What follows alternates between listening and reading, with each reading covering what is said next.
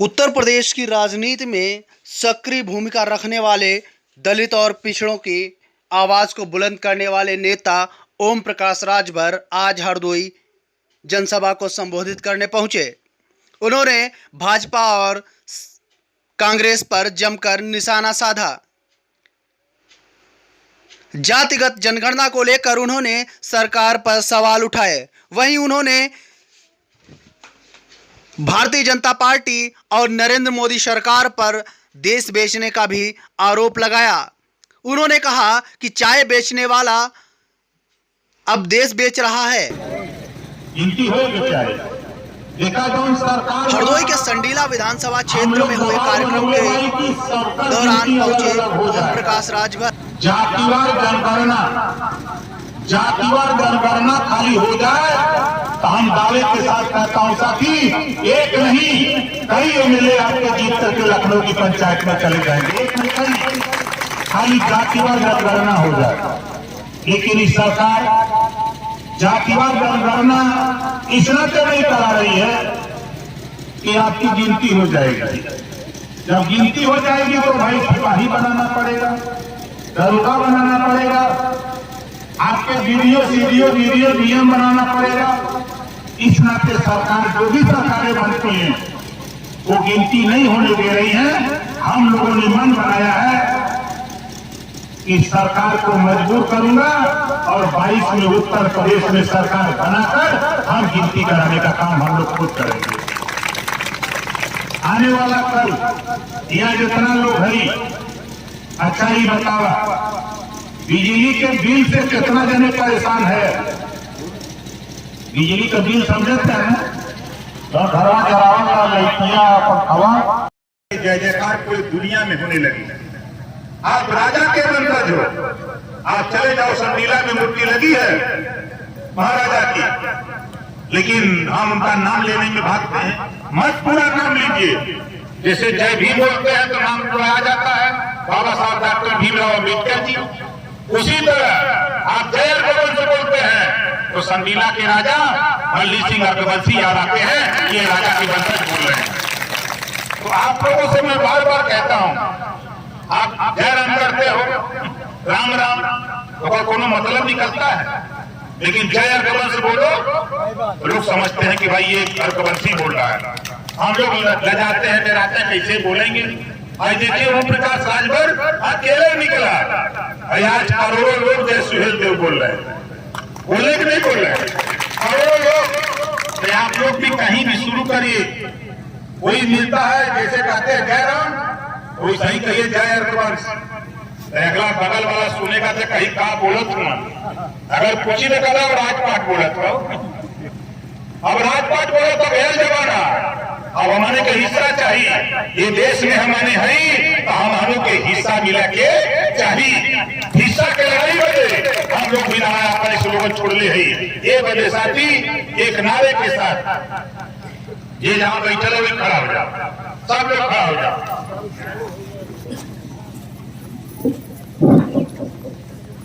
हम बोलेंगे जब जय अर्घवंश तो आप लोग जोर से बोलिएगा जय अर्घवंश।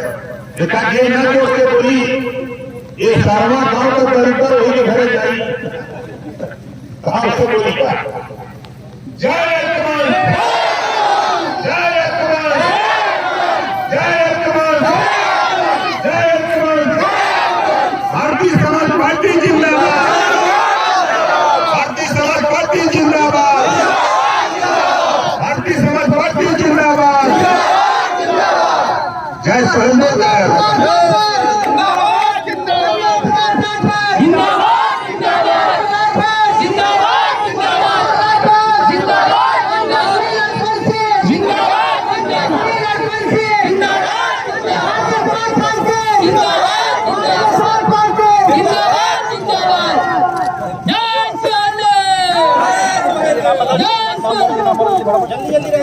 जल्दी बड़ा बारिश आ गई। राहुल फटाफट चलिए आगे आगे। राहुल चलो ये बात हाँ चल। 2022 में हम चाहते थे यहाँ से संडीला से हम लोग चुनाव जीतल जाए। अर्घवंशी का बेटा यहाँ चुनाव जीतेगा, लखनऊ जाएगा ये अपनी कलम से दस्तखत करेगा, उत्तर प्रदेश में घरेलू बिजली का बिल 5 साल लगातार माफ कर दिया जाएगा। 5 साल। बोला ये कानून बने के चाहिए कि ना बने के चाहिए? बने के चाहिए। दूसरा कानून का यहाँ से अर्थमंत्री जीत के गई गणना कराने के लिए 11 नेताओं ने प्रधानमंत्री से मिले हैं, लेकिन भाजपा सरकार लागू नहीं कराना चाहती। देखिए 1931 के बाद से जातिवार जनगणना सरकारें नहीं करा रही हैं, क्योंकि बाबा साहब डॉक्टर अम्बेडकर जी ने संविधान में जो व्यवस्था दिया है कि हर 10 साल पर जातिवार जनगणना हो, जातियां निर्धारित होंगी, किसकी कितनी आबादी हुई, उस हिसाब से उसको हिस्सा दिया जाए। लेकिन चाहे वो कांग्रेस की सरकार हो चाहे भाजपा की सरकार हो, दोनों एक ही है।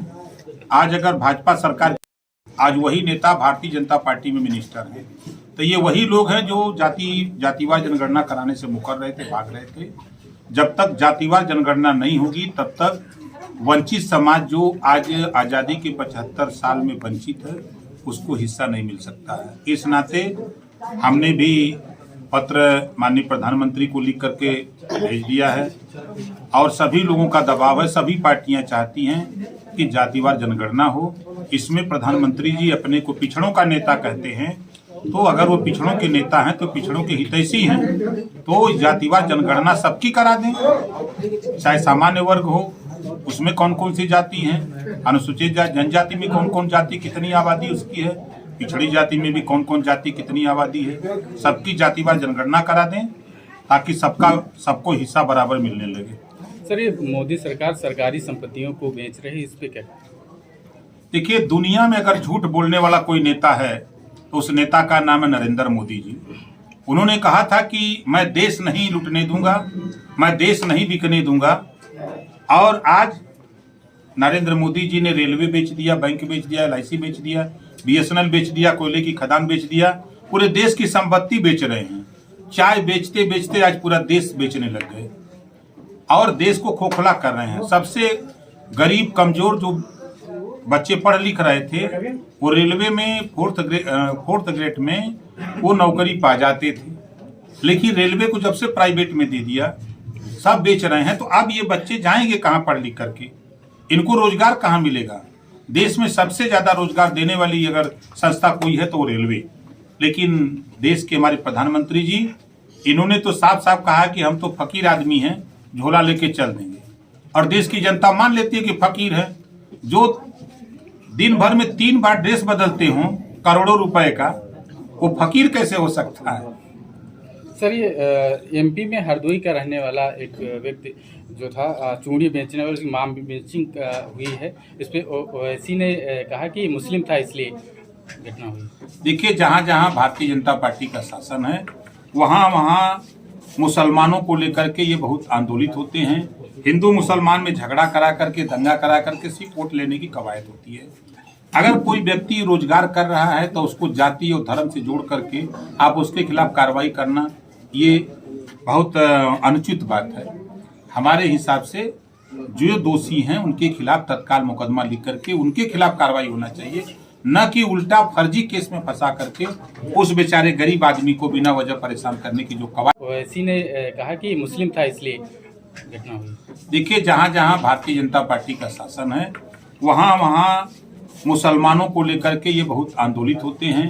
हिंदू मुसलमान में झगड़ा करा करके, दंगा करा करके सिर्फ वोट लेने की कवायद होती है। अगर कोई व्यक्ति रोजगार कर रहा है तो उसको जाति और धर्म से जोड़ करके आप उसके खिलाफ कार्रवाई करना, ये बहुत अनुचित बात है। हमारे हिसाब से जो दोषी हैं उनके खिलाफ तत्काल मुकदमा लिख करके उनके खिलाफ कार्रवाई होना चाहिए, न कि उल्टा फर्जी केस में फंसा करके उस बेचारे गरीब आदमी को बिना वजह परेशान करने की जो कवायद भारतीय जनता पार्टी मध्य प्रदेश सरकार कर रही है वो गलत कर रही है। सर, मुख्यमंत्री जी रिकॉर्ड रोजगार देने की बात करते हैं, लेकिन हरदोई का युवक मध्य प्रदेश में चूड़ी बेचने का काम कर रहा था। मैं फिर कह रहा हूँ कि दुनिया में झूठ बोलने वाला अगर कोई नेता है तो उसका नाम नरेंद्र मोदी जी है। दूसरे नंबर का अगर झूठा कोई है तो उस नेता का नाम है योगी आदित्यनाथ जी। ये साधु महात्मा आदमी, इनको तो मंदिर में घंटा बजाना चाहिए, अब यहाँ बैठ के सरकार चला रहे हैं। अभी आपने देखा कि कुंभ में कई की रिपोर्ट आ गई कि कई करोड़ रुपए का घोटाला हो गया, हर विभाग में घोटाला। अब इनके प्रदेश में अगर रोजगार होता तो वो नौजवान मध्य प्रदेश में, यूपी का नौजवान अपने देश के तमाम प्रदेशों में जाकर के जहां उसको काम मिल रहा कर रहा है, उसके साथ साथ अपने देश का नौजवान दुनिया के तमाम देशों में जाकर के कारोबार कर रहा है। ये आज तक 5 साल में एक भी फैक्ट्री तो नहीं लगा पाए, एक भी कोई प्लांट ऐसा नहीं लगा पाए कि जहां जाकर के 1000-2000 मजदूर काम करें। बस ये जो कांग्रेस सरकार ने जो मनरेगा एक स्कीम चलाई, उसी को ये उसी में जाकर के काम ये करा रहे हैं, उसी की गिनती करा रहे हैं कि हमें रोजगार दे रहे हैं, और इनके पास रोजगार नाम की कोई चीज नहीं है। अभी ये चिल्लाते हैं ना कि हमने बहुत आवास बना दिया। हम बैठे हैं जिस बस्ती में, अगर शायद घूम करके देखेंगे तो इस बस्ती में लगेगा कि सरकार का ध्यान ही यहाँ नहीं है, हैं? तो इनके कथनी और करनी में जमीन आसमान का फर्क है।